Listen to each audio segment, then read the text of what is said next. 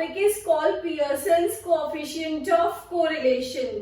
Correlation का ये सबसे इंपॉर्टेंट टॉपिक है। पॉल पियर्सन ने कोरिलेशन के लिए हमें 3 मेथड्स बताए हैं।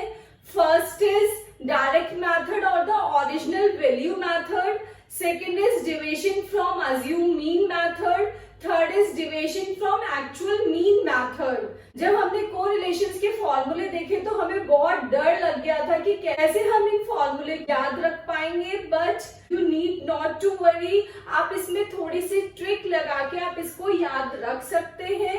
Let's see how.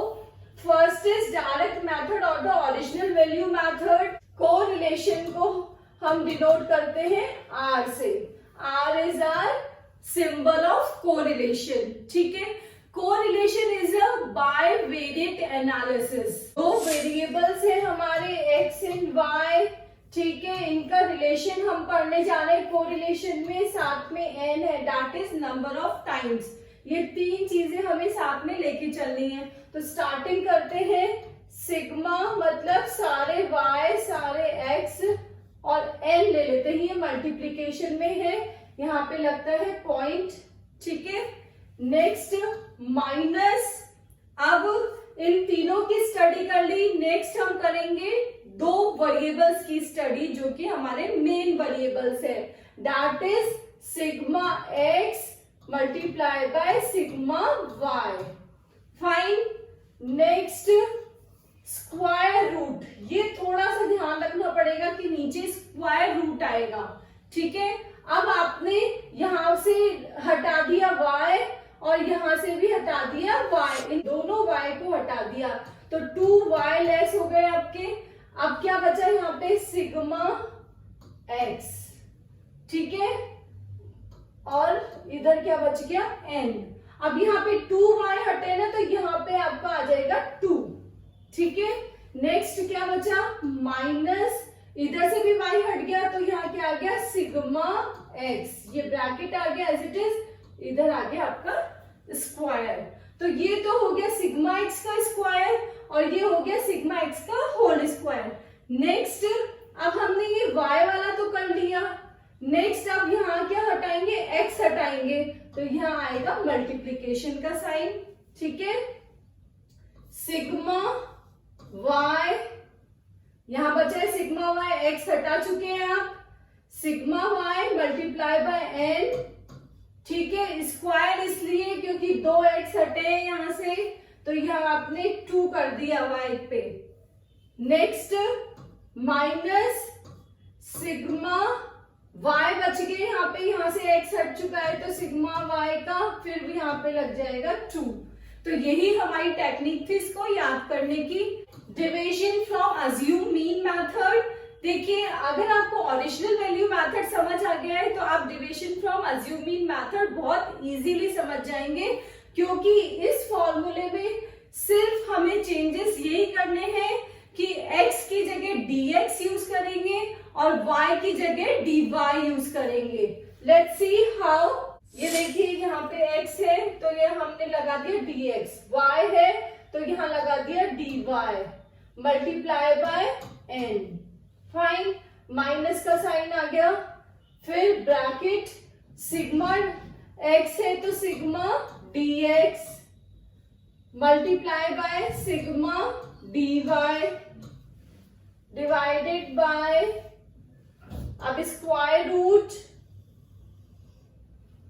यहां पे है अपना सिग्मा x स्क्वायर तो sigma dx square multiply by n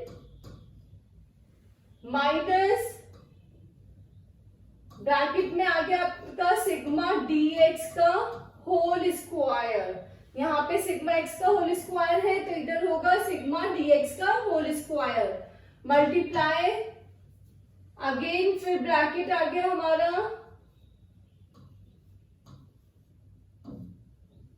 sigma dy square multiply by n minus sigma dy का होल स्क्वायर। फर्स्ट वाला सेकेंड फॉर्मूला सेम है, डिफरेंस सिर्फ x की बजाय dx यूज किया है और y की बजाय dy यूज किया है।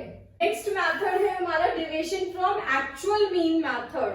अब ये देखिए, यहाँ हमने स्टडी में n साथ में लिया था, बट इधर हमें n भी नहीं लेना है, सिर्फ 2 की स्टडी करनी है। आपका एक्चुअल मीन मेथड में क्या हो गया, sigma xy divided by square root का ध्यान रख रहे हैं आपको, इस वाले फॉर्मूले में स्क्वायर रूट यूज आता है।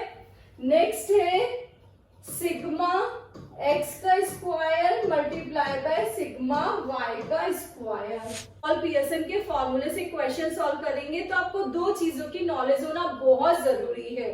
First is formula, second is what is the relationship between them. हमने फॉर्मूले से क्वेश्चन सॉल्व किया और अगर हमारा आंसर +1 है तो वो है हमारा परफेक्ट पॉजिटिव कोरिलेशन, और अगर -1 आ रहा है तो क्या है, परफेक्ट नेगेटिव कोरिलेशन।